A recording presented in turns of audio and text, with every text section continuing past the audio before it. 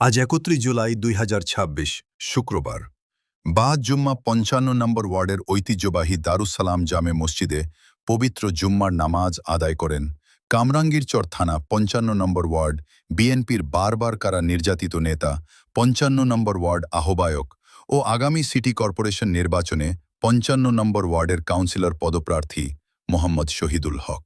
নামাজ শেষে তিনি স্থানীয় সর্বস্তরের ধর্মপ্রাণ মুসল্লি ও এলাকাবাসীর সাথে কুশল বিনিময় করেন এবং বিভিন্ন বিষয় নিয়ে মতবিনিময় সভায় অংশ নেন। মতবিনিময় সভায় তিনি একটি সুন্দর সমাজ, এলাকার উন্নয়ন ও জনগণের কল্যাণে আত্মনিয়োগ করার দৃঢ় প্রত্যয় ব্যক্ত করেন। এছাড়াও তিনি এলাকাবাসীর সাথে এলাকার বিভিন্ন সমস্যা নিয়ে আলোচনা করেন, যেমন স্কুল, কলেজ, মসজিদ, মাদ্রাসা, হাসপাতাল, রাস্তা, বাচ্চাদের খেলার মাঠ ইত্যাদি। ইতিমধ্যে নতুন করে এলাকাবাসীর যান ও মালের নিরাপত্তায় মহল্লার প্রতিটি পয়েন্টে দায়িত্ববান নাইট গার্ড নিয়োগ করা হয়েছে। তিনি জানান, চাঁদাবাজ, কিশোর জ্ঞান, মাদক ব্যবসায়ী সহ যারা বিভিন্ন অপরাধমূলক কাজে জড়িত তাদের উদ্যোগে কামরাঙ্গীরচর থানার আইন শৃঙ্খলা বাহিনী বিশেষ তৎপরতায় রয়েছে।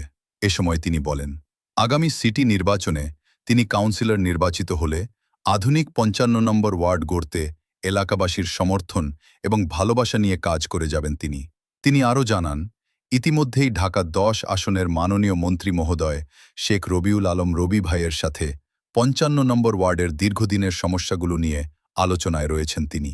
দেশ ও জাতির কল্যাণ কামনায় দোয়া ও মোনাজাতের মাধ্যমে অনুষ্ঠানটির সমাপ্তি ঘটে।